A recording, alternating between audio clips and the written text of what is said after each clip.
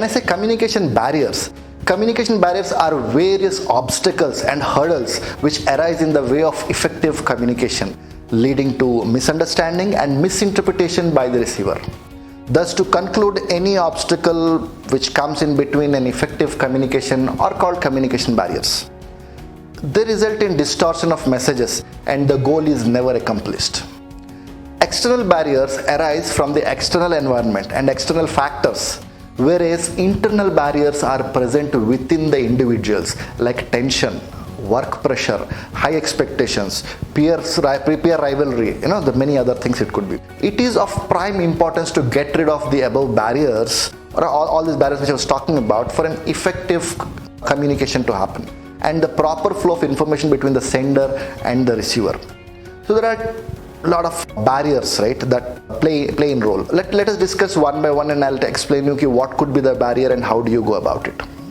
For example, language differences. Language differences could be a barrier for communication. The language difference also leads to communication breakdown. Some words may mean different to different individuals. For example, consider a word value.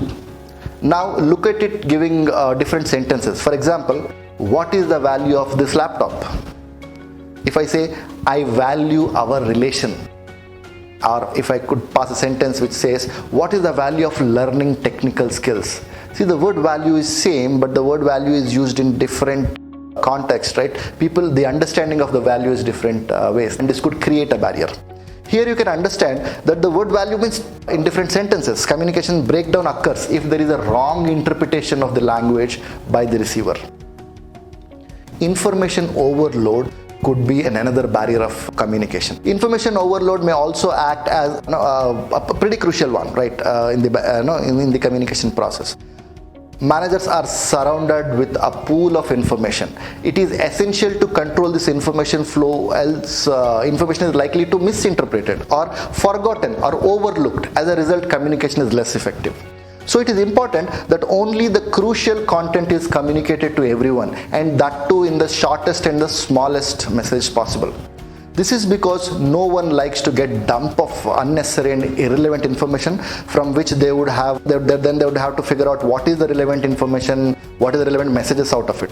So only relevant information must be communicated in a crisp and clear manner.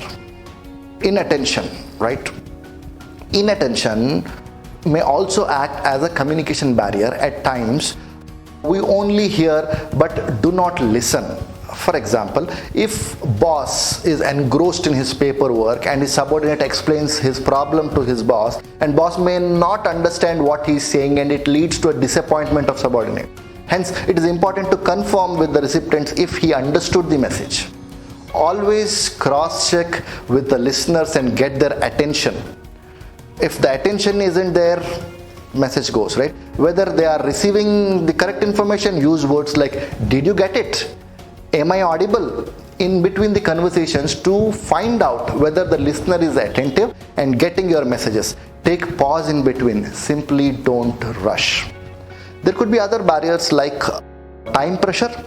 Time pressure also acts as an important communication barrier. Often in organization, targets have to be achieved within a specified time period, the failure of which has adverse consequences.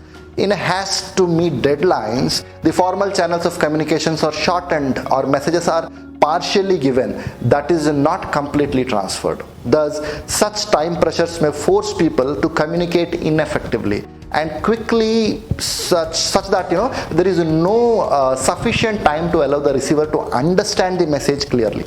Hence, sufficient time should be kept aside for proper, clear and effective communication.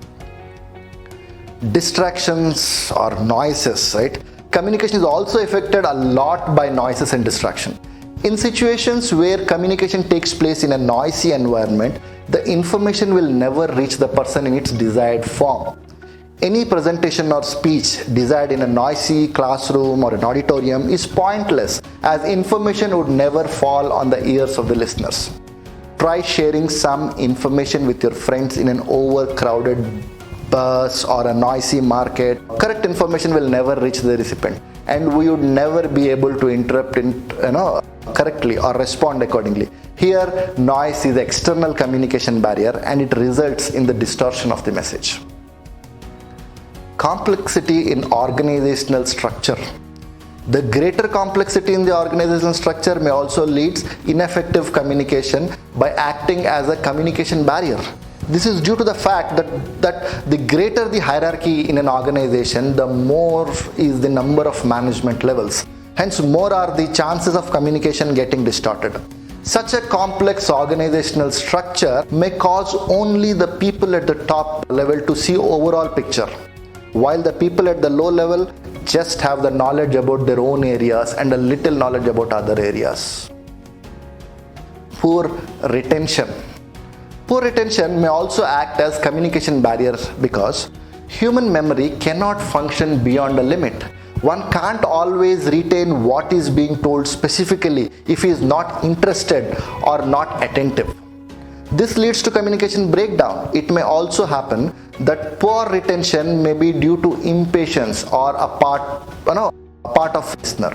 The listener also has to be patient enough to observe the complete information and then respond accordingly. Always jot down your points and start off with your queries once the sender is through with the communication. Don't just jump in between the conversation as it leads to unnecessary confusions and misunderstanding. Inaccurate interpretation. Inaccurate interpretations may hamper effective communication and act as a barrier, as a person may completely ignore or misunderstand the non-verbal signals or implicit messages. Hence, wrong interpretation may again play a very important role in miscommunication. Any information can be wrongly interpreted by receiver, leading to a complete misunderstanding. The sender might convey his message to the recipient in order to provide some necessary information, but the receiver might misinterpret it. It is the responsibility of the receiver to give proper feedback to the speaker and clear all the doubts before ending the conversation. Don't keep things within yourself. Ask if you are not clear about anything, as simple as it is. Perceptual differences. Right? This could also be a big barrier for communication. Perception is generally how each individual interprets the world around him. All generally wants to receive messages which are significant to them, but any messages which is against their value is not accepted. A same event may be taken differently by different individuals. This leads to selective perceptions, which means selecting only certain elements from a message, hearing unexpected messages which may act as a crucial barrier to effective communication. Linguistic impact on languages. The linguistic impact of languages on the manner of speaking also plays a role of an important barrier to communication. The linguistic aspect may impact on language through the style, tone, pitch, speed, and pronunciation. Hence, an individual may communicate with content that be accurate, crisp, and even related. But if his pitch is low, then his information will never reach the listeners accurately. So it is crucial that the tone has to be crystal clear and loud for passing on correct information. You should remember to give the correct pause after each sentence and not forget the intonation. Also, you should be loud and clear, but don't shout. The next barrier could be semantics. Semantics deals with the meaning of a word, phrase, sentence, or text. Hence, you can understand that the semantic also acts as a crucial barrier. This is due to the fact that different people have different perceptions. These different perceptions cause different meanings that different people attach to the same word. Hence, a speaker should lay emphasis on the content of his speech. The content has to be clear, crisp, above all, interesting. Try to speak by finding out whether the content is relevant or not. Don't just speak without thinking. Understand what you are speaking and try to make it more interesting, crisp, and above all, relevant.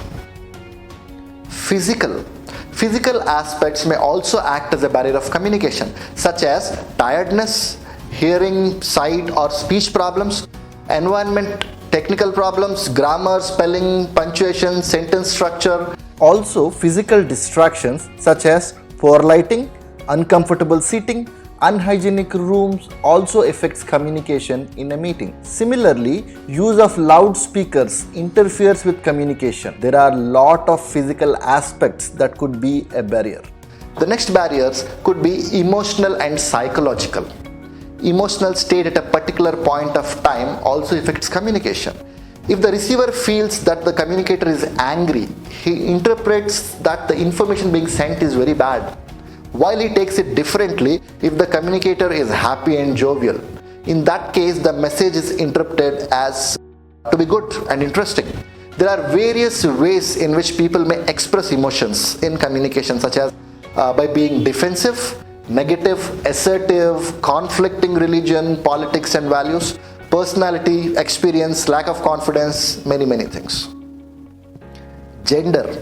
The difference in gender between the sender and the receiver of this message may also act as a barrier of communication. This is because of the roles, expectations and traditions associated with either gender, or different.